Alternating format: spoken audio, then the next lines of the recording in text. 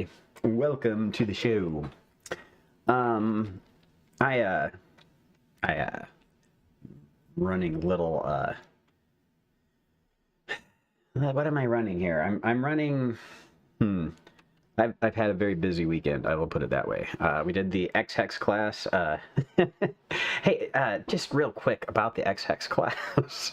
So, like, everything that could go wrong did go wrong. I'm not saying I was hexed or whatever, but I'm just saying if I had been cursed, it would explain a lot about how things all unfolded this last week, trying to get that to actually go.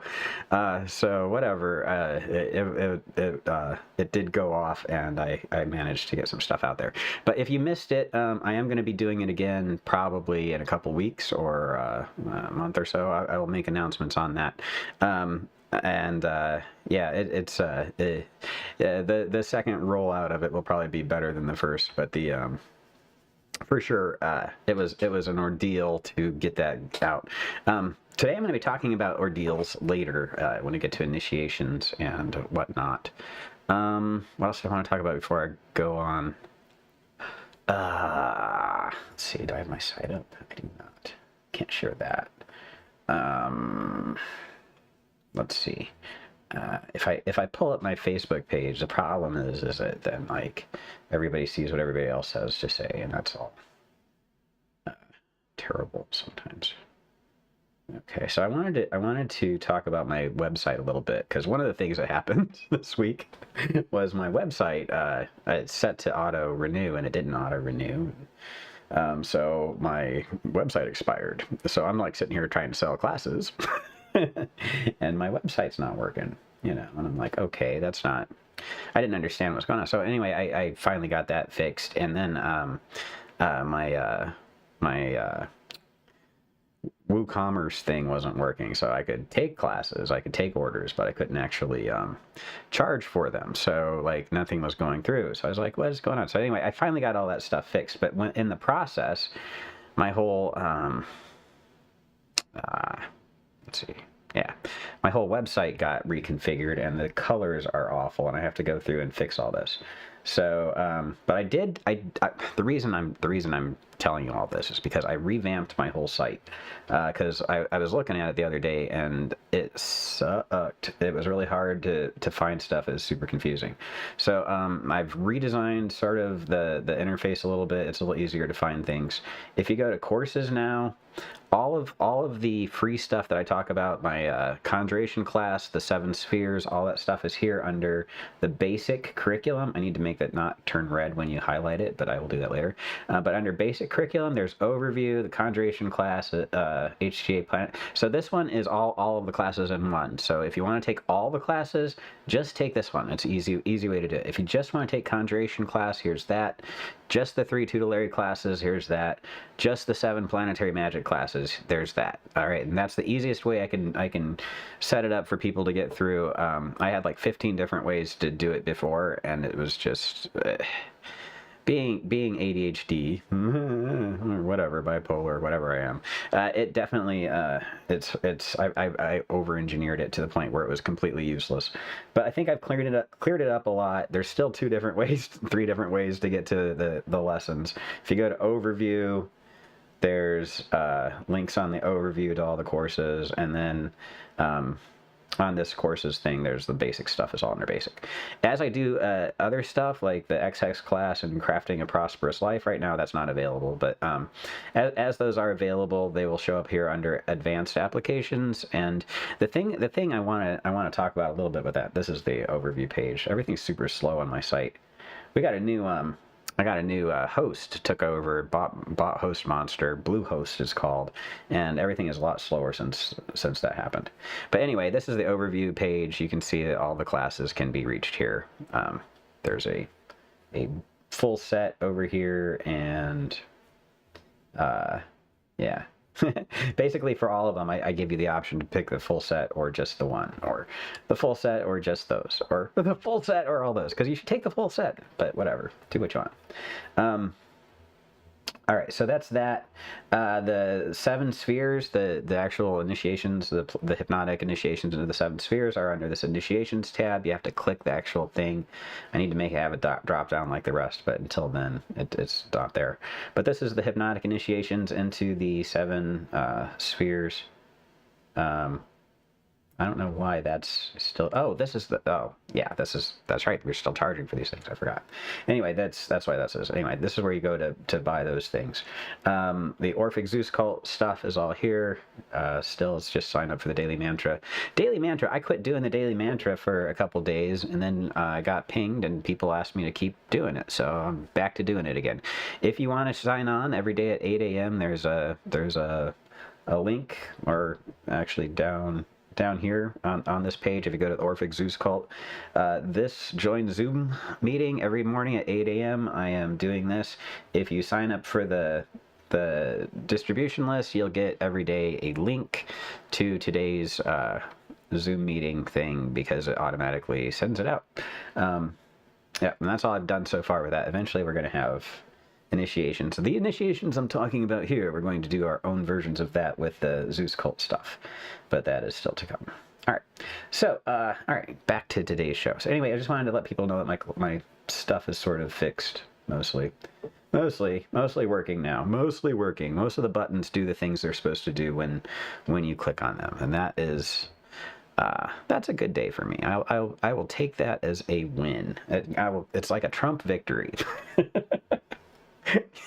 He says everything's a victory even when it's a complete failure. So I'm just playing. All right. So today I want to talk about initiation, empowerment, and transformation. I don't really have a lot of graphics for. I mean, I do. I have a ton of graphics for this, but I don't have a lot of graphics prepared for this because I was busy writing and doing the class. Oh, so part of this class. For part of the X-Hex class, so I'm doing these rituals, right? And I'm like, okay, I wrote the rituals. I'm using my basic Zeus script from the Conjuration class. It's a great script. I love it, and I'm going through it and everything. And I've got it to a point where I can add in the Orphic hymns and the statements of intent and the spirit names. And I've got all the text already in place. I just have to copy and paste it and drag and drop and whatever. I am at a point in my magical career where I can just slap this stuff together and like next to no time, it feels like. And because I've been doing this for so long, I've got all these spirits and the four spirits of each of the seven planetary talismans. That's 28 planetary spirits, and they are just so freaking useful. It's incredible how nice it is to have those. But like having the ritual text already set up to conjure all four of them for each of the planets, like I've had to write that for my classes, right? So I've got it already ready. So for my personal rites, whenever I need to just throw together a ritual, I just copy, paste, and go. It is fabulous. I'm not gonna lie. I have the best setup right now. I'm so proud of it, actually, because like that's over there. That's my Coke can. But that's the whole. That's where I do my conjurations now, and it's like right to the left of my. It's right on my left. It's my left-hand path, and I can just do the magic whenever I want.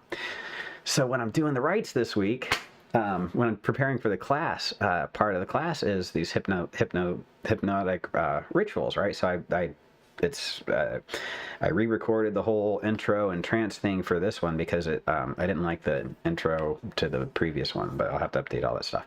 But I re-recorded that for this, and then I did the ritual as part of the recording, right? So I recorded myself, and I did it in the right planetary hour and everything. So in the planetary hour, I'm doing the Saturn and Mars ritual to cut off my any connections that we have to our past relationships that are still causing problems, to cut off any recreation of patterns that I might be recreating subconsciously or whatever the heck, and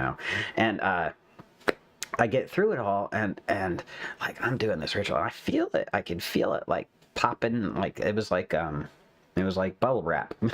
I felt like all these little pop, pop, pop, pop, pop, around me in my sphere. It was pretty cool. I'm enjoying the whole, and these are all subjective things. I don't take them as literal, but like it felt like there was like little bubbles being popped, and it was nice. It was enjoyable. It made me feel good, and cleansed and healthy and everything.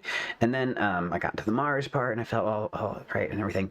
So I'm doing that for the recording of it, and I get done doing the recording, and then I did the class, and part of the class was I did a live version of the rite again, right? And when I was recording the hypnotherapy version, it didn't work. I mean, let me rephrase that. The technology didn't always work for it, right? So I had to do like take after take, and I ended up recording the actual ritual text probably about 2 or 3 times before I got it right, So I'm doing these Saturn rites 2 or 3 times.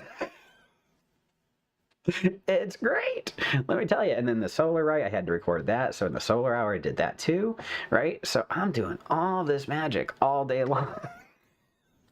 And then doing the class where I do the actual ritual. And then today we did the solar rite at 2 and 2:17 in fact, and it's just lots and lots of magic going on. I tell you what, it's thrilling, but if I seem a little amped today, that's probably contributing. Anyway, yeah, that's what's going on with my life.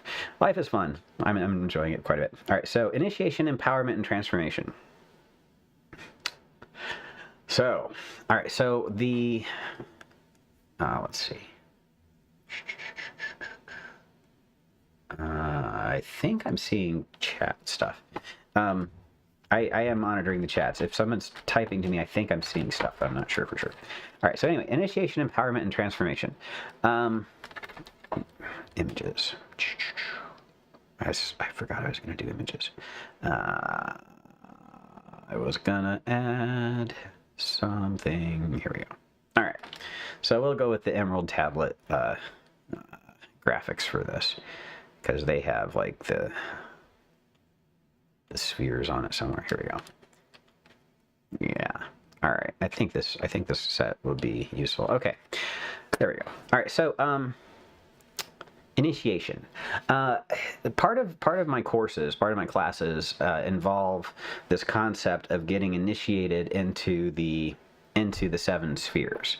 And the part of this class, or today's show, that's going to get a little bit religious is where I talk about the great work and what the role of initiation is in the great work. The great work itself is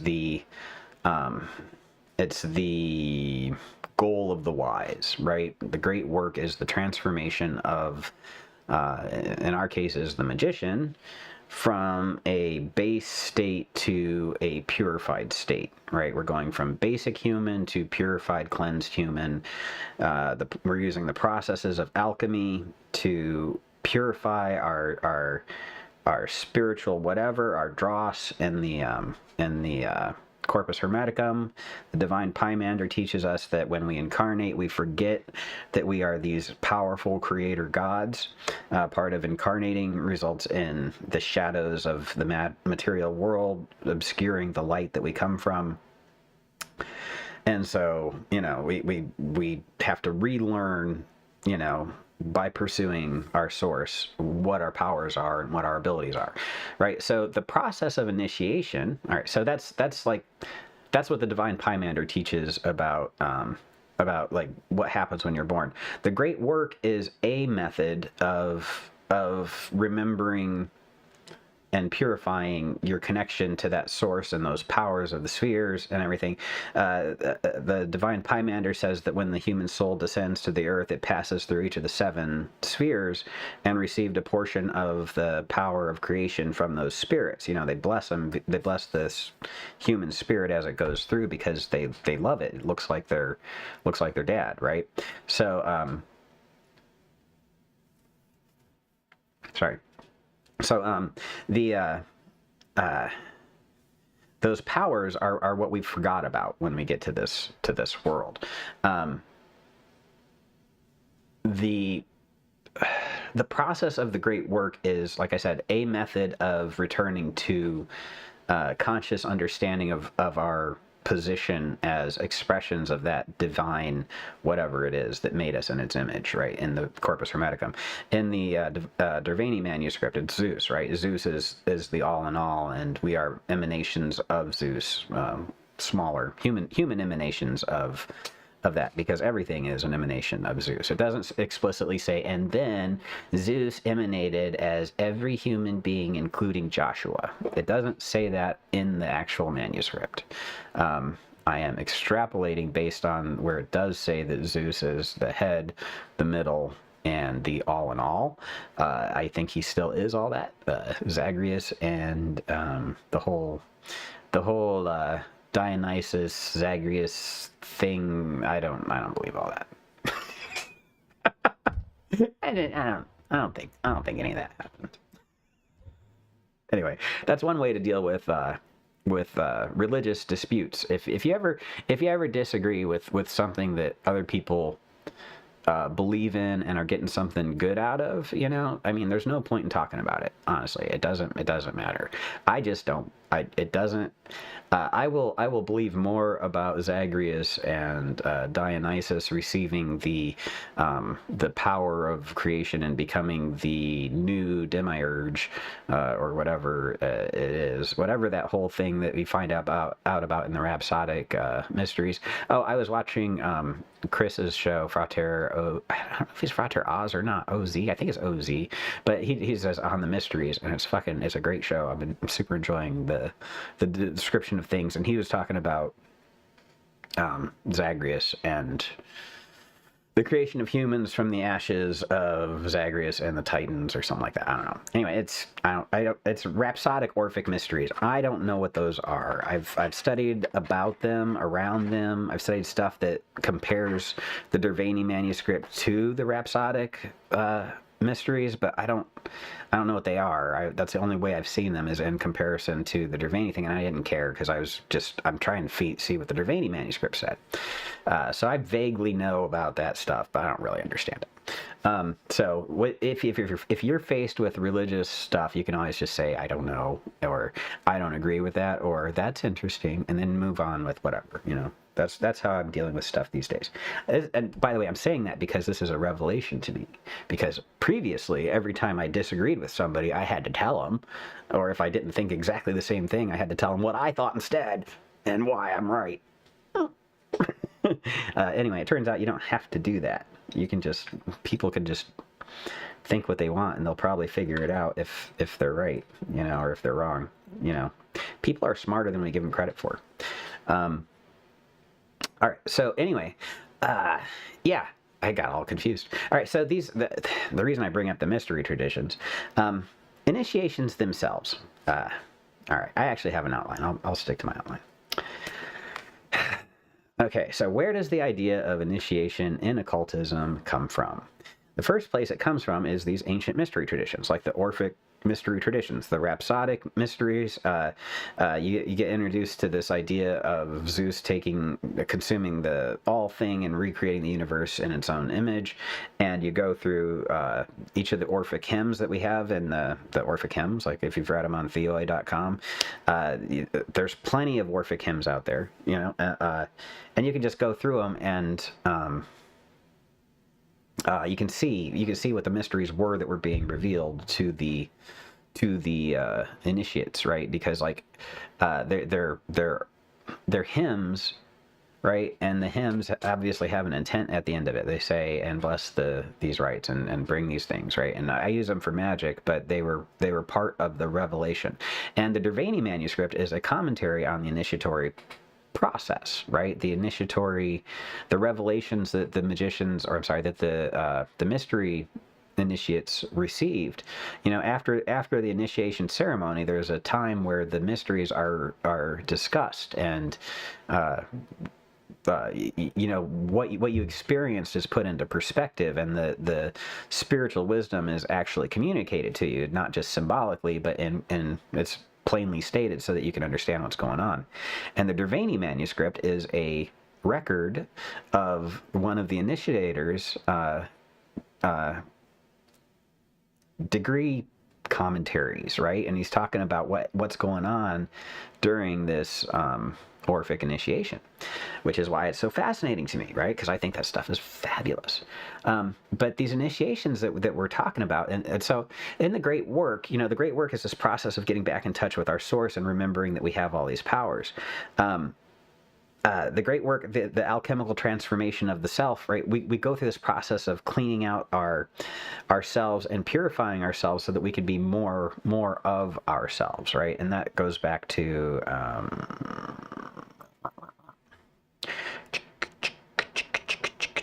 the knowing of thyself, right? So this is from Agrippa's 3 books of occult philosophy. Whosoever therefore shall know themselves shall know all things in themselves, etc., and they'll know how to make whatever they want happen, because they can draw to themselves whatever they want, even as a lodestone draws iron, right? Because they understand how things happen, how they're connected to everything. They've re-tapped into their 7 spherical powers, and they are now creating the world because they are creator gods and made in the image of a creator god, right? That's the idea in theory of the great work. And the great work is a set of processes that purifies you so that you can channel this energy into this world, into your creations, and this power into your creations, so that you can form a world in your image, right? Because that's what you're here to do, in theory. In my theory. That's my theory of it, my take on it. The role of initiation then becomes the process of cleaning out that dross, that negative whatever that stands between you and that pure power, that shadow that fell over your memory of receiving these powers that you did in the Divine Pymander, right, where it talks about that. The initiations are served to remind the incarnate human of their divine nature, that you are a divine being, that you always have been, and that when you die, this body goes away, but you continue, you know, and it gives you a reminder that you are divine. But it also gives you a theogony, right, a creation myth that tells you what powers you have access to as this manifestation of this source of everything, right? And it empowers you, and it when you come out of it, excuse me, there's a record from back in the day from the Eleusinian Mysteries, from a contemporary when they actually took the Eleusinian Mysteries, and they said, we can't tell you what happens in the right, but I will tell you that when you come out, you are never going to fear death again, right? So we know that what they learn in there frees them from the fear of death, because they know they've experienced something in that ritual that has revealed to them what happens when you die and why there's no reason to be afraid, right? If you've taken mushrooms, you might know what they've experienced that let them see that nobody ever dies, right? That creation is the essence of existence, and that it goes on all the time, whether you're participating or not consciously, but you are participating. You're part of a creative process that is bigger and greater than yourself, that expresses that creative process through you in part, but it is greater than that, right? And this is the mystery, I think, that is revealed in these Eleusinian mysteries and the Mithraic rites and all the stuff. Different paths to that same mystery, but the mystery is that nothing ever dies. Everything is deity. We are divine beings.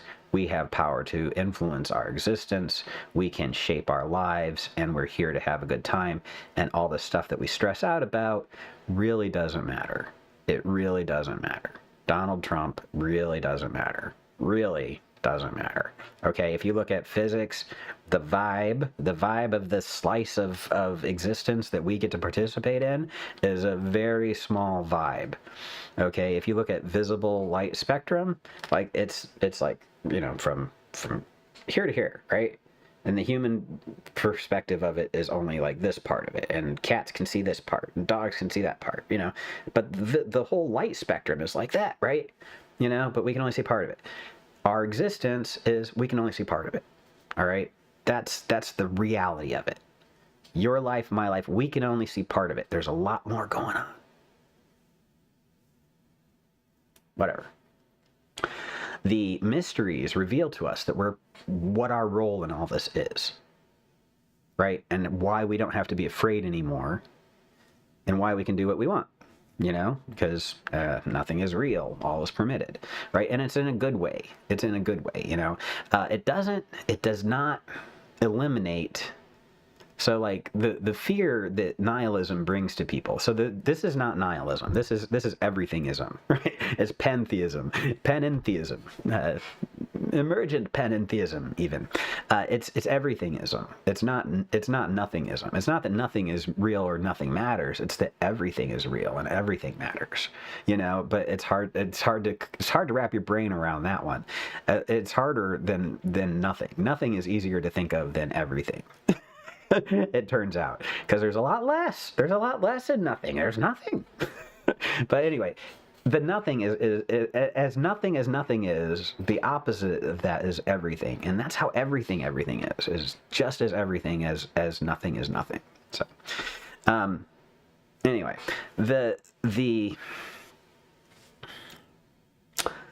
arc of our experience is a very small part of that, but that doesn't take away from our pain and our suffering, or the value of it. I don't know, just because I'm only experiencing 3 dimensions or 4 or 5 or however many people think I'm experiencing, just because that's a small spectrum of it doesn't mean it doesn't hurt when I stub my toe. When I go through a relationship and I, put all my hopes and dreams into an experience with a person, and then it doesn't work out, and I'm left wondering what I did wrong or what they did wrong, or feeling hurt or feeling like an asshole or whatever, all that stuff, that negative stuff, that hurts and it sucks, and it's personally, it's real. It matters. It matters to this life. I got from here to here, right? Right? Birth to death. I'm born, and I die, right? And in between that, I've got my life. And in that life, that matters. I stub my toe, it matters to me. It doesn't matter to anybody else, necessarily. But if I'm everything, it does matter to everybody else. And that's the thing, is all that we do, it does matter in ways that we don't appreciate or understand. But the ways we think it matters, it doesn't matter. It doesn't really matter. Not that way. So anyway, it's freeing in a way to understand this stuff, and at the same time, it does it in a way that is validating to your personal experience. Okay, so that's the takeaway I have from my initiations and the initiations I've read about, and from what I can put together based on between the spirits I've talked to and the people who've been through degrees and my own stuff with it. It's I think I have a pretty good understanding of what initiation is about and what it does. So these ancient mystery traditions are the source of where we get this idea of initiation. The initiation is where you are supposed to receive this understanding of existence that removes your fear of death. You're supposed to come out of an initiation understanding more about what you're here to do and why you don't have to be afraid. Okay? If your initiations that you're going through are not leading you to a point of confidence and power, maybe they are not the initiations that you really want to be taking. And this is the kind of thing that you have to think about a lot while you're going through life. Yeah, initiations are beginnings. Initiations are beginnings, right? Initiate, you start something, right? It's a process, right? An initiation is a process. It's got a beginning. It's got a set of events that are going to come after it. You know that when you have a process consists of steps and tasks, and out of each task comes a product. You're producing something with your task, and then that product is a deliverable that you either take to the next thing, or a piece of information that now you can do the next thing. Everything in a process, every step is progress towards an outcome, right?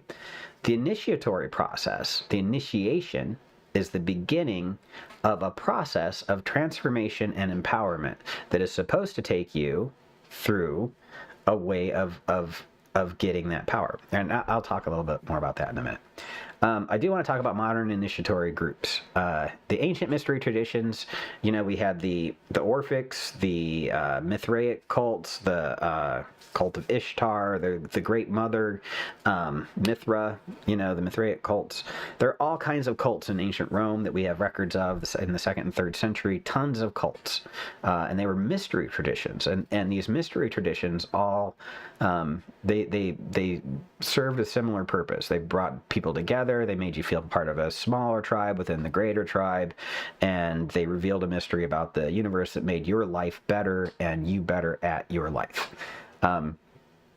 Today we have the Masons, the Knights of Columbus, in occult we have the Golden Dawn, the OTO. In paganism we have initiatory witchcraft traditions, and there's a lot of modern things that are still doing these mystery initiations, right? The Orphic stuff, like, I don't know if anybody's doing Orphic stuff yet. I'm about to be, but you already know what my mysteries are all going to be that are going to be revealed. But the initiations, these initiatory groups, so none of the ones that I just mentioned, none of the ones I'm familiar with, go back before the 19th century.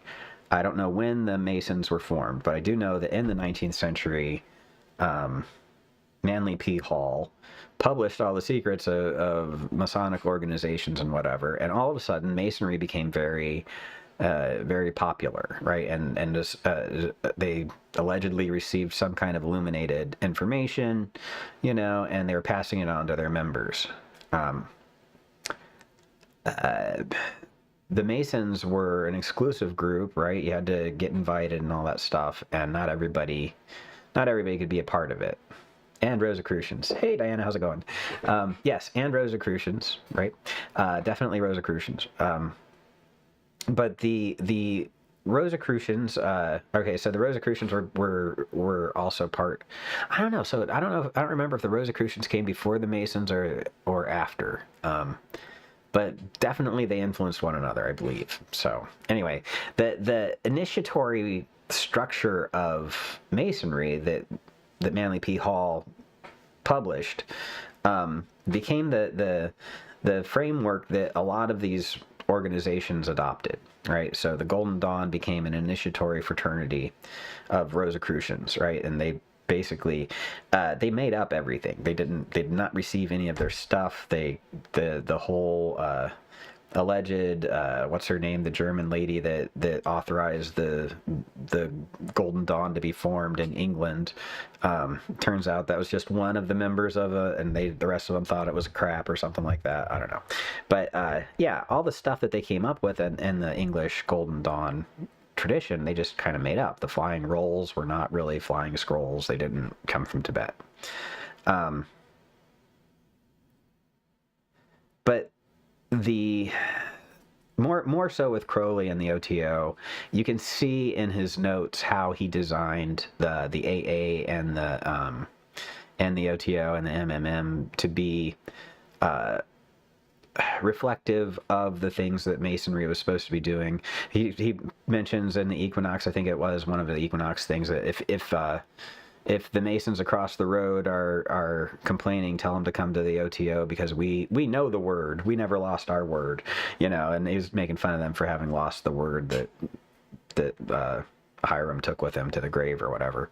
But yeah, so like it was obvious that he was doing it on purpose. He was trying to get the Masons to come over to the OTO and recognize that the OTO had the true secret mystery of the West. Yeah, I don't know, whatever. And then the Golden Dawn had its mystery tradition that Crowley had based his stuff on. And the Golden Dawn initiatory system is basically the chief influence that influences me in my practices, because I learned from ceremonial magic that we have to go through these 7 stages of initiation up through the tree of life, or I'm sorry, 10 stages of initiation, and there's degrees and grades and ordeals and trials and tools that you have to build at every stage of the way, and all this stuff for the Golden Dawn system of initiation, and Crowley's adaptation of that, right? That's what I learned. I learned it, I did it, and not officially and formally until later in life, but yeah, so it framed my mental approach to the mysteries. When I grew up, when I got over my ceremonial magic and my 19th century obsession and fixation, Blavatsky, yes, exactly. Yeah, she so part of Crowley's AA is you have to analyze Blavatsky's Isis Unveiled, I think, or something like that. On the, one of Blavatsky's things, you have to do an analysis of it, or you have to read Crowley's analysis of it to get into the AA or whatever, do your grade work. Bunch of stuff related to that. Yeah. So the initiatory structure, like when I got into the Divine Pymander, I learned that there's, we receive these powers from the planetary governors on the way down, and when we go through these initiations, it's basically getting introduced to those powers, or getting reintroduced to those things, so that we can reintegrate them in our spheres and remember how to do what it is we're here to do, right? So that's my understanding based on the Divine Pymander. So a lot of these modern initiatory systems,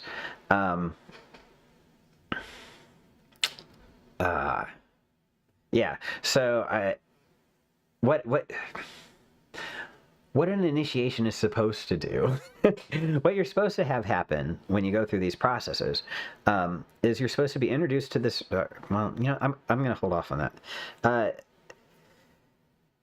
I don't know how to bridge this the right way, but I don't want to be offensive, but I don't want to be like.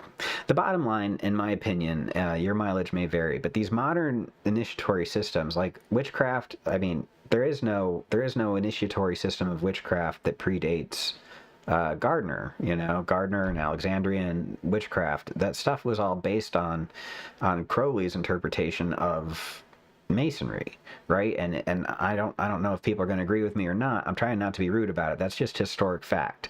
I'm not like we have the documentation that demonstrates this. I'm not trying to start shit or anything. It's just Crowley worked with Gardner. Gardner put together this initiatory system.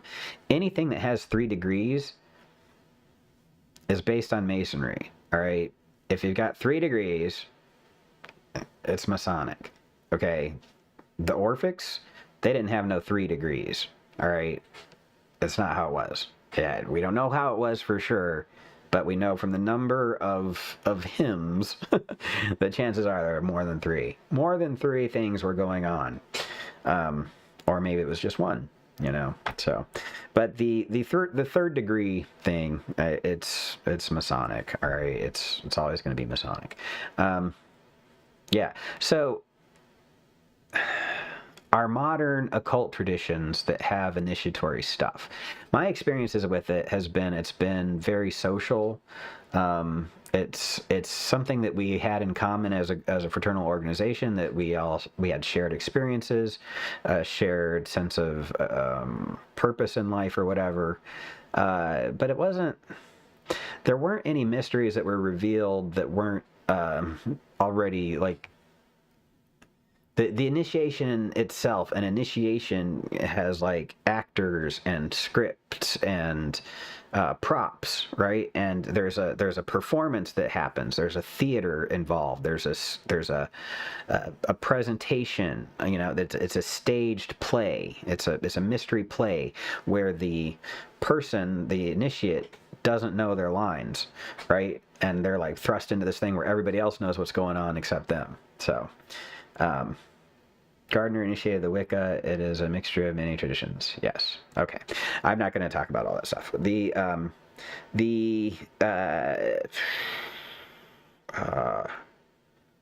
importance of knowledge, life is not given. Okay. Yeah. So in these actual initiations, you don't see a lot of transformation in people's lives. Like, if I'll just take the OTO for example, you see people come in as a first degree, and they're living a certain way, and they're having a certain kind of life, a quality of life, and then you fast forward to when they're in their seventh degree, right, and they're a bishop, or they're or whatever, you see that yes, they've all received these initiations, but where's the transformation? Like, what has changed in their lives that is directly related to these initiations? And honestly, there are some things that everybody has in common at a certain degree. You can tell a bishop by looking at them, right? I don't know what it is, but you can tell whether or not they've been through that initiation just by looking at them. If you've been around enough of them, you can see it. So, there's that. But for the most part, what we received in the initiations was common sense and mysteries that have been published for years, right? It's not like we don't already have the mysteries at our fingertips. So, what is the purpose of these organizations? At this point, mostly it's fraternal.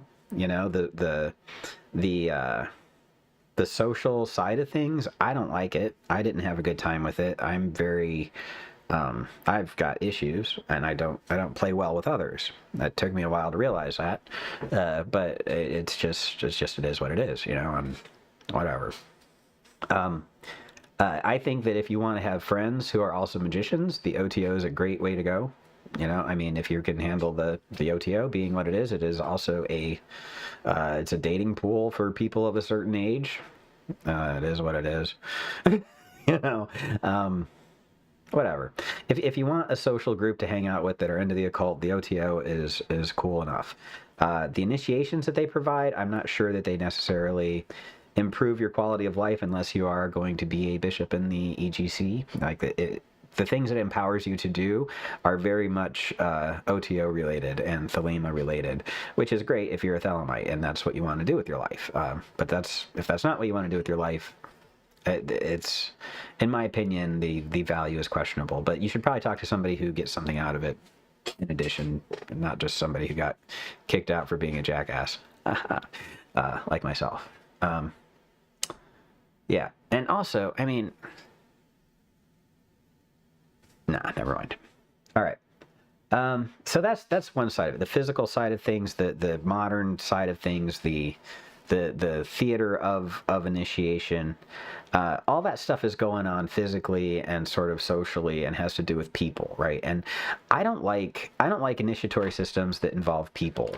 If you look at the Golden Dawn groups that are run by megalomaniacs, and there are several, you can take your pick. If you pick the leader of a Golden Dawn group, chances are they not all of them, all right, the Ciceros seem to be pretty stable, but a lot of Golden Dawn leaders are unstable. And if you pick one of the unstable ones and you look at the people they've initiated, they all have very similar disturbances in the force, right? They take on the imprint of their initiator. That's why I don't like people. I don't like people doing my initiations. I don't trust people to do my initiations. When I set up my initiatory system, it's going to be the gods doing the initiation and not me. Because you get out of the way and you let the other things happen. Because I believe whoever does a spiritual, when you're doing an initiation the right way, in my opinion, initiations are supposed to imprint in the magician's sphere an aspect of something, right? It's supposed to be a change that comes from being introduced to something. I'm just going to get into it. All right, so the spiritual side of things, that was all the physical side of things. But the spiritual side of initiations, outside of social stuff, what's supposed to be going on is you're supposed to be taken out of this physical world, your normal world. You're supposed to be taken to a spiritual world that you're not aware exists. You're supposed to receive a spiritual revelation. Something's supposed to be revealed to you spiritually. Like, there's supposed to be a spirit that comes in and reveals something to you. You have an experience that changes the way you see things. You receive information that changes your perspective on things. And you're endowed, you're bestowed upon, you receive a portion of power, right? It's like power that's given to you to have more control and influence over your life that's based on this wisdom and this information that you've received. So you get power, knowledge, and experience. You have all of these things happen in this ritual that is supposed to create a transformation. It's an initiation. It begins this process of integrating that power and learning how to manifest it into your world at large. All right. So when you are actually initiated, like when I do initiations into the 7 spheres, and I still do my initiations into the 7, I have not stopped initiating Saturn, for example, in my sphere. Not because I haven't got my Saturn powers or whatever, or Saturn powers, but it's because there's more to it. All right. And the process of initiation begins your next phase of integration of that sphere and what it means. And there's so much. It's so much. Whew. But it's all one thing. But anyway, yeah. So when you call on these spirits, they bring you the power, and then as you integrate that power, right? How does that happen, right? So when you get an initiation, you can expect opportunities to arise where you have to use that power you were given, and the information that you received in that initiation is what teaches you to recognize when to use the power that you were given in that initiation. So say you get an initiation into Venus, because I'm doing the X-Hex stuff, right? Relationships are all on my mind. You do an initiation into the sphere of Venus, and you get a portion of the power that Aphrodite represents. What is that? That's sexuality. That's sexual attractiveness, attraction, the spark of the blessing of people thinking that you're attractive, right? All these talismans of Venus that bring prosperity and improved reputation. It's because people want you. They see you and they want you. They're attracted to you, right? They make you more attractive. You attract people. It gives you respect. It gives you opportunities for money. It doesn't mean that they want to fuck you necessarily. It doesn't mean that they don't. It just means that they want to create something with you because you've got a portion of the power of Aphrodite in your heart that they are responding to. Right? So you get these powers, it gets to be part of your sphere, it's going to start to emanate around you, right? So if you've got problems with that sphere, like if you went through a bad relationship, God forbid, and you imprinted from that relationship a set of negative experiences, and now every time you try to express love, right? Pretend you've got like a lens over your heart, and your heart is full of pure love, and you project that love into the world through a lens, right? And that lens is all your relationships or whatever. And then as you have relationships that screw it up, that lens gets cracked and broken and scratched and whatever. When you go through an initiation, it cleans that lens off. It purifies it. It cleans it up, and you're able to express that cleanly again, right? So what happens to your life that you've built with your corrupted lens when all of a sudden you've got a clear lens?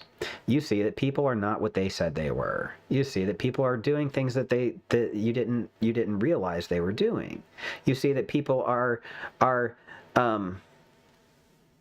they're just it's not what you thought, right? You aren't what you thought. You thought you were doing love, but it turns out you weren't doing love. You were doing selfish. You find out all this stuff, and you don't want to do that anymore. You don't want to do what you used to do because you see that it was gross. You don't like it. So you change who you are. Your lens is clean. You can see things. You can express things. Your pure love that comes out is going to hurt people that are only used to receiving shady love. your shady love that you got coming through a corrupt heart is what people are used to receiving from you. When your shady love is gone and your love is pure and bright, the creatures that you have existed with, your co-creators, your co-creatures, co-creations, these things that we exist with, we have to be around people that can take us and that we can stand to be around. They're putting out energy all the time. If you can't stand someone, it's their energy that's dissonant with yours. Okay? When you purify your lens, you're going to see them clearly. And you're, oh. When you purify your lens, you're going to be pumping out energy, and they're going to be like, ah, right? And you're going to have to find a whole new group of people that can stand you, that you can stand to be around, because your lens is different, right? I want to talk about, though, does that make you a better person, right? Maybe I'll get to that in a minute. So this lens cleaning process that this initiation performs on you, right? After you've received that power and the lens is purified and you're expressing it and receiving it and everything. I'm sorry. Before it's clean. So as you're going through this process of cleaning out your lens and people are leaving and new people are coming into your life, it's challenging, right? So like if some of the people that had to leave your life are your boss, you know, or your job, you know, your career turns out to be completely corrupt or completely anathema to the truth that you want to do with your existence, you know, or it's just a total drag, you know. It turns out I am an enlightened being. I'm here to do light stuff and not coding. You know, you gotta light stuff doesn't pay as well. So you got to live poor, you know, but that's fine. That's fine. So the thing is you change your expectations of the world as you see it differently. So that this initiatory process, people say it comes with challenges and ordeals. And in the OTO, they talked about, oh, so-and-so got their second. Ha ha ha. Did you break up with so-and-so yet? Or did your relationships fall apart yet? Like there's stuff that happens in the second degree that people expect. And it's all coincidence, you know. I mean, honestly, for that stuff, no, I didn't break up in my second degree. It's not how it worked.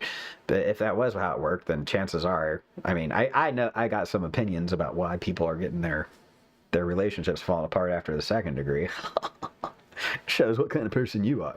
No, and that's just it. By the way, that's what these social initiations are for, so you can make fun of people so you can feel better about other people in your relationship to them, so that you don't worry so much about, so you don't feel bad about making some billionaire happy instead of yourself, you know. That's the whole purpose of society.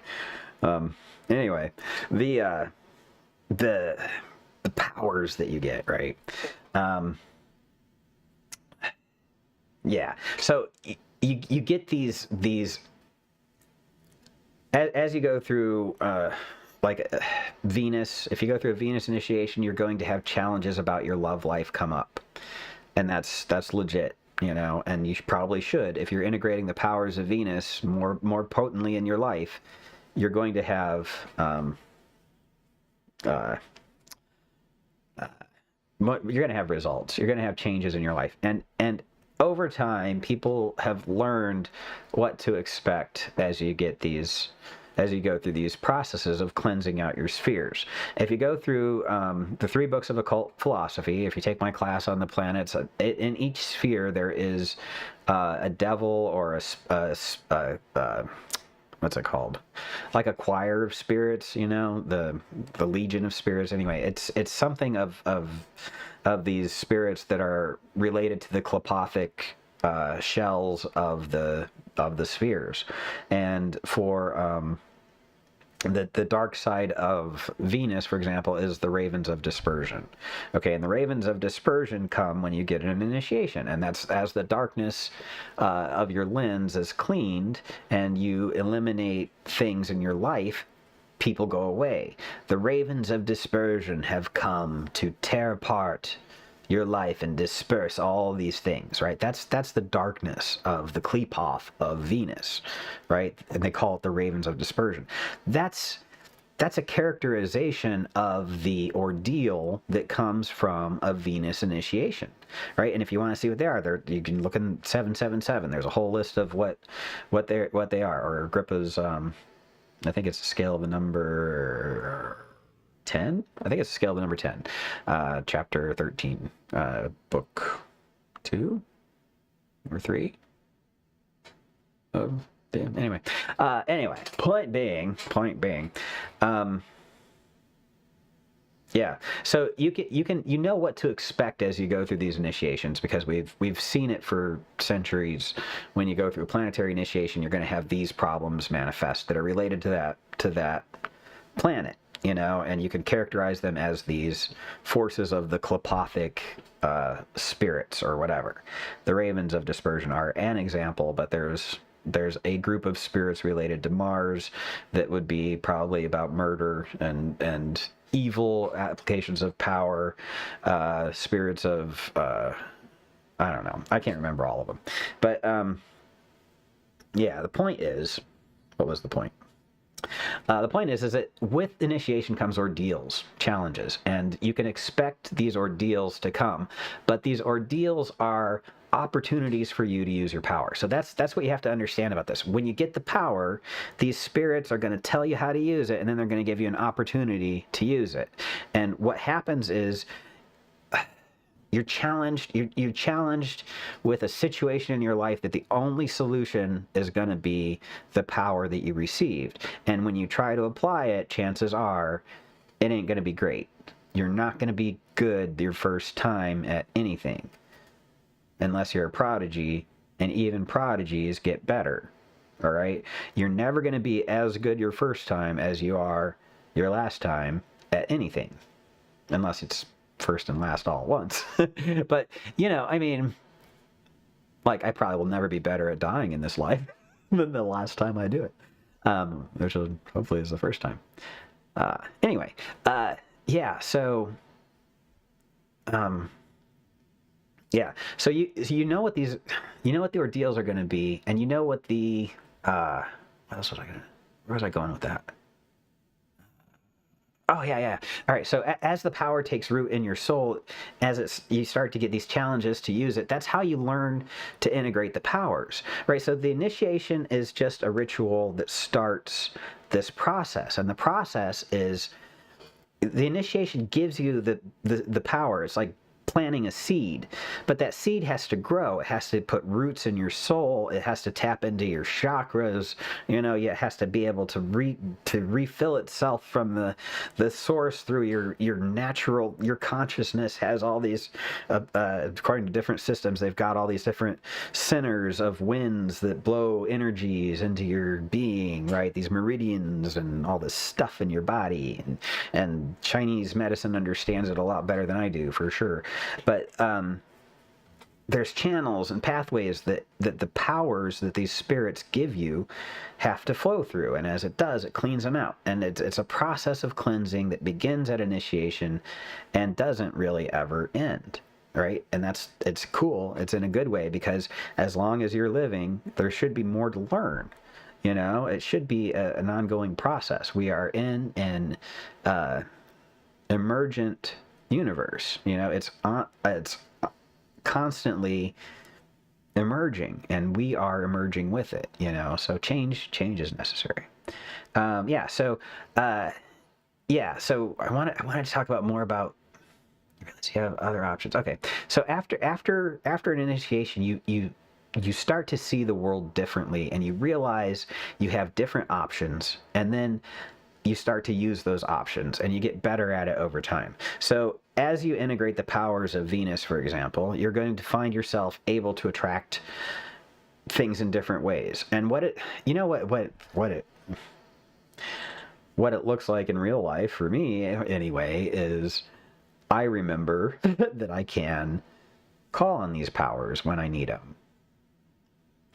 Right? I mean, the thing is I forget. A lot of us forget, and the forgetting isn't something that only happens when you when you start. If you talk to a lot of magicians, it's like we go through a lot of stress and tribulations because we forget to do the magic. Anyway, it's sad, but that's how it works. But don't expect to have it be. It's not like you're initiated and now you can control your power. There's always a process of learning, a process of growing into it. You already have these powers inside of you. That's what the Corpus Hermeticum teaches. You're not getting it really as much as you are having it released, and it can be painful. But then, after you get better at it, then you have more power, right? And what does that mean, right? So I want to talk about that too. Like, what is the point of these initiations if they introduce you to these spirits, they introduce you to these powers, they call out these powers, they remind you of the powers that you already have, but what does it look like when you're powerful? Like, because like in these initiatory bodies where all right, let me rephrase that. When I joined the OTO, I thought I was going to get enlightened. I thought that what they were peddling was enlightenment, and that as you go through the grades, you're going to get more enlightened. You're going to get more illuminated. You're going to get more information until you're enlightened, right? And I thought that you should be enlightened if you were like the 10th degree, and it's like my running joke to myself, my commentary on everybody was, yeah, right. Where are the enlightened people? If the system is supposed to produce ipsissimuses, where are the ipsissimuses? Where are the adepts? Hell, just give me a freaking adept, for fuck's sake. Is that asking for too much? Give me a neophyte. Give me someone who's got some new growth in their life after going through a neophyte initiation. Show me the growth. Show me the money. That's my snotty commentary on that stuff. But anyway, it's hard to understand sort of what the power looks like when people have it.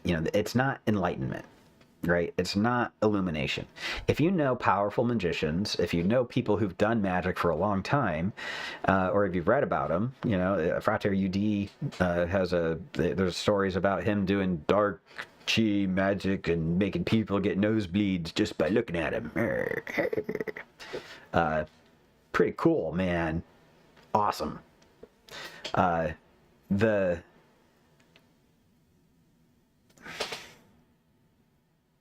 would love to be able to do that. I'm not gonna lie. I think that would be great. I would love to be sitting in a meeting just have my boss's nose start to bleed. I think that would be awesome. But I'm not sure that that's how it works.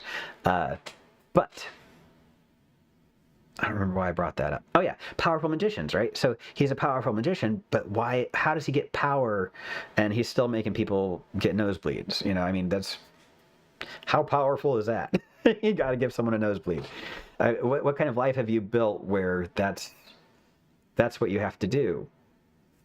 That's not the power I want, I do want to be able to do that because I'm like that. I'm petty and mean and vindictive, and I would love to watch people who are arguing with me suffer the immediate consequences of my displeasure. But that's not enlightened, that's not illuminated. That's not wise, compassionate. It's not powerful the way I want to be powerful, like the way I thought that I was supposed to be powerful. These initiations don't make you good. They don't make anybody good. They make them powerful. Power is not good, okay? Power is just power. People can do more things when they've been through these initiations. I had a couple people a couple years ago, not at the same time, ask me, basically, they didn't see how it was working. They were like, where's the power? I'm not getting what I want. I have my desires that I expect to have in life. I'm doing magic to get it, and I'm not getting what I do magic for. Why am I not getting it? I've done the 7 spheres, initiations. What's next to make me get to that point where I get everything I want? And I'm like, you don't get everything you want. That's just how it is. But I started asking them what their lives were like. Like, what are you not getting? And to a person, they had everything they wanted. They had everything that they had wanted when they started out. Like, they got everything. They just had grown to a point where it wasn't satisfying anymore. And they didn't realize that they had grown past getting what their goals were. You get into your life and you lose sight of where you're at. They didn't realize their power. So I want to talk about what the power looks like when you go through these initiations, especially in the 7 planetary spheres. What it is you get spirits around you. You get energy listening to you, consciousness waiting for your words to come out. And when they come out, your spirits that you've got from each of the 7 spheres and the 4 elements and your holy guardian angel go to work making what you say happen. All right. And it's not like I can't wait to make this guy's words happen. It's more like the speaking of this sound creates a vibration that reacts with the powerful spirits in my presence, that amplifies that vibration, that creates more vibration in the universe around me, amplifying my signal, which, where's my little bolty here? Here's my little icon. Oops, that's not it. Oh, shit. God damn it. Why is everything difficult? Bolty. All right. So this part right here, right? This draw and bring to themselves even as a lodestone draws iron, right? That part right there, that drawing to yourself as a lodestone draws iron, that's what we're doing with our magic, all right? The harmonics that we're creating by conjuring these spirits creates a vibration in our ritual space that the universe responds to, that is a harmonic wave that changes the tempo and the music and the harmony and the melody and the backbeat. You know, all that stuff changes to align with your speech. Happens in your ritual because you've purified and cleansed a space, right? I consecrate this ground for our defense. I got a circle where I'm going to fill it with the powers that vibrate with my intent, and I'm going to put that vibration out in the universe, and it's going to draw everything to it like a lodestone draws iron. All right? Your words, your actions, your thoughts, your direction of your gaze, all of these things become bigger, more potent. You find yourself saying something idly and then seeing it on TV later, and you're like, oh, I was just thinking about that. I was just talking about that. How many times do you say that as a magician? Oh my God, I just saw that the other day. I thought of that. How many times do you see your thoughts manifesting in someone else's life? Right? Things you just talked about to your friends, things you just wrote in your journal, materialize. And you don't put it together. You don't connect it to your thoughts. You don't see your power. You forget. There's an amnesia. There's a forgetfulness, a miasma of forgetfulness that we walk through all the time, keeping us ignorant of our full power, our full connection to everything, our full ability to vibrate things into being. The ritual space gives us a time where we allow ourselves to participate in that more consciously, more directly. We believe in that moment that it's okay to let our true vibes shine for whatever reason. We're able to do that. If you can do that all the time, in theory, you know, you're always going to get what you want. I mean, ideally. You don't always get what you want, though. All right. I would like to take a moment real quick for just to take a break from this whole magical thing. the idea that we control our lives ultimately with all this power that we get from the magic is bullshit. Okay, we are part of a machine, a cog in a wheel, of one consciousness in a universe full of consciousnesses. We are sharing the ride. We are not alone, and we don't get to dictate everything. And I hate it. I hate it. If it were my universe, only my universe, it would be different for sure. But it's not. For reasons that I trust are good. I think it's because it's boring. And I know how I get when I'm bored. I get the way this universe is. That's how I get. And it's either because I'm part of it and a reflection of that universe, or this universe is a reflection of me, right? This is exactly what you would expect, honestly. Isn't it? Like this world, like once you hit about 50, guys, I'm telling you, it's just what you expect every goddamn day. And the more you realize that, you start thinking, was it that way the whole time? Is it because I didn't know that if I expected it to be different, it would have been? You know? Anyway, I'm changing my expectations a little bit at a time. But yeah, so magic, these initiations, they give you power, but they aren't going to put you there. You're not going to be the God Emperor of this world. All right. If you want to be Donald Trump, go for it. Try to be Donald Trump. Use the power of magic. Go for it. By all means. It probably will work. These spirits will do anything. They don't care. They don't care. As long as there's room in fate's plan for it, it's going to work. They will do it. They will try. They will at least try. All right, and that's what these initiations do. They create a vibe around you. They purify your lens so that everything you express gets heard and manifests more quickly in your life. All right, and you just get used to it. You just get used to it, and you don't notice it, and you forget it, and you take it for granted. At least I do. All the time. All the time. All these guys that came to me, there were like 3 different guys over the course of like, I want to say like 6 months or 8 months or something like that, and 3 different people came to me. I've completed the 7 spheres. Can you tell me more about the 8th? Because I just don't understand why it's not working for me. It's like, what's next? What's next? It can't just be this, you know?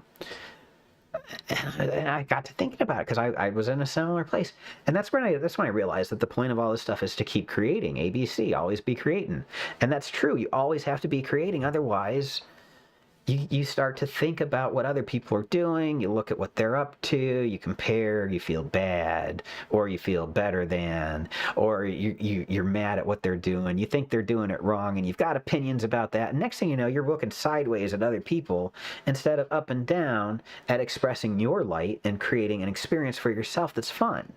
You know, you're comparing and you're criticizing, you know, and that ruins everything. Right? Initiation is supposed to put you in power with your vertical power so that you can go forward and create new stuff, you know?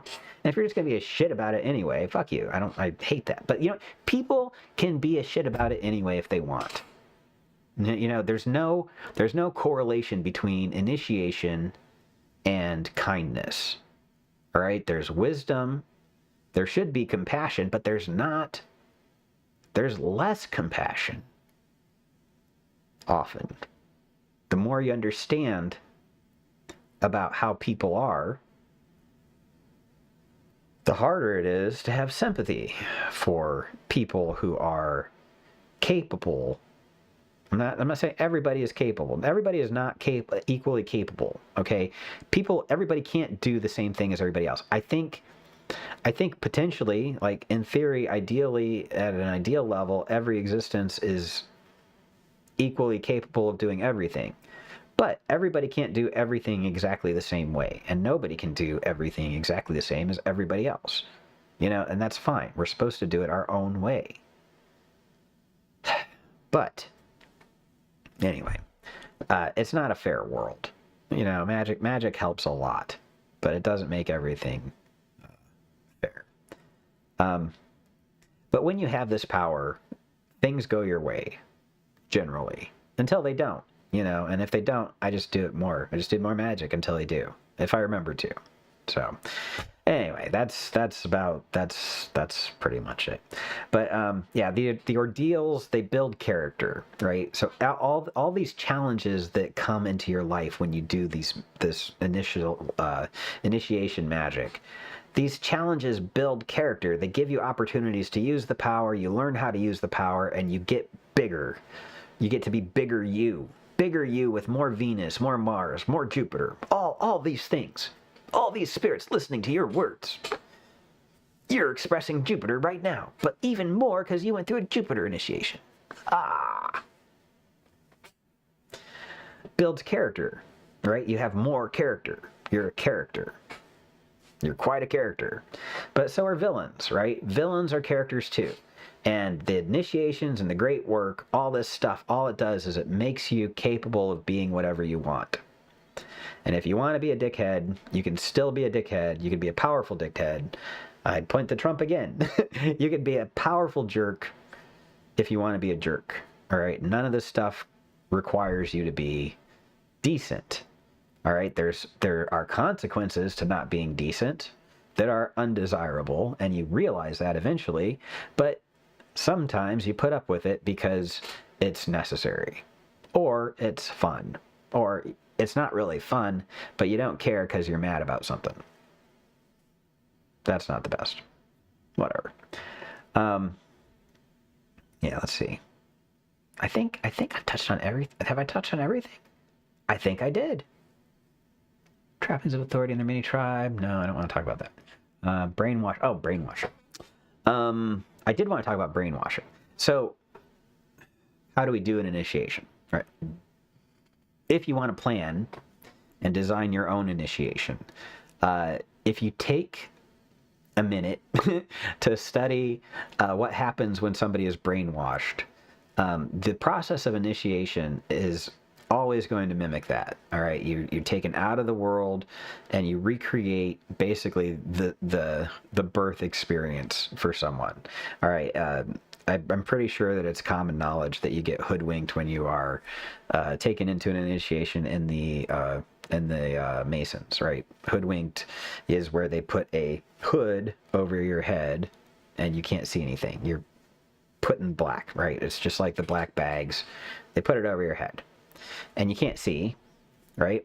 And you're immediately put into a panic, right? If you've ever been hoodwinked, you know it's even if you know who's doing it, it's not comfortable, right? And what happens when you're put in darkness and a constriction is put around your throat is your brain releases chemicals, all right? And from then on, you're on a chemically induced experience. They have chemically altered your mind just with a little prop, okay? It put you in a different state of mind, and you're in fight or flight. You're open to respond to the next thing because you want to save your life. You feel like you have to do whatever is necessary, and this is just cellular. This is just chemical. You are open to doing what is necessary to save your life. After that, right? After that openness, there's still a censor. There's a part of you that will stop you from agreeing to whatever comes out of someone else's mouth. But as soon as you're in danger, you're more likely to imprint on whatever the first thing you see is. Because when they take the hood off of you, and this is all psychological, when they take the hood off of you, you're going to want to fit in immediately. You assess the room that you're in, you identify threats, you identify potential ways of raising your value in the situation, protecting your life, protecting yourself, and then also acquiring power. This is just the things that your brain does normally. This is human brain activity. You're introduced to a situation, you figure out how to survive, and then you figure out how to start acquiring power and authority within the social group. Okay, if you look at Stockholm Syndrome, all right, where they brainwash that poor girl that they kidnapped. You kidnap someone, they're afraid. They imprint on their kidnapper. They identify with them. They want to please them, so they adopt their beliefs, and then they start parroting them back until they convince themselves that they're good soldiers as well. And this is a way to brainwash someone until they believe and basically being born is the human process of brainwashing. Everything you learned from birth, that was brainwashing. If you'd been born somewhere else, you would have learned something different. You would have had a different perspective on life. You would expect things to be different. It's entirely because you were brainwashed at birth to be an American or whatever country you were born in. Or whatever you are today, you're programmed to do that from the time you were born, unless you've taken steps to program yourself. And that's what initiation does. It gives you the ability to take control over your programming, or actually it gives you the ability to recognize that you are programmed and use your power as you see fit. I think it's a better way to put it. All right. Yeah, I think that's about all I wanted to say about all that stuff. So, yeah, I got that. Transformation. Yeah, I think that's it. So that's all I got for initiation. Next week, we're going to go back into the 7 spheres. I'm going to start actually talking about each of the planetary stuffs. Actually, I might just do one class on all, or one show on all 7. I don't know. I don't know. I've been thinking about going through setting up things where we could go through like an actual initiation for, or not that. But what I mean is like you do the initiation yourself, but then like a group where we can talk about what it's like to be going through each of the planetary initiations or something like that, like a 7 spheres, great work initiatory conversational group. I don't know. Maybe.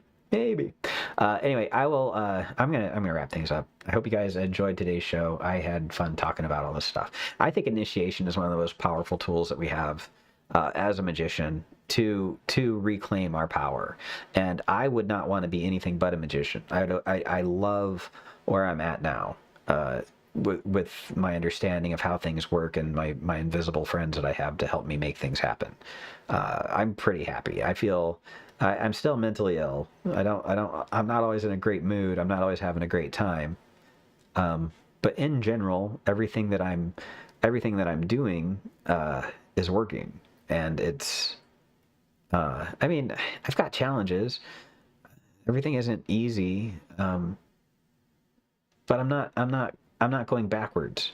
I'm still moving forwards. I'm making more. So anyway, take care, guys. I'm gonna drop. Have a great rest of your weekend and a really good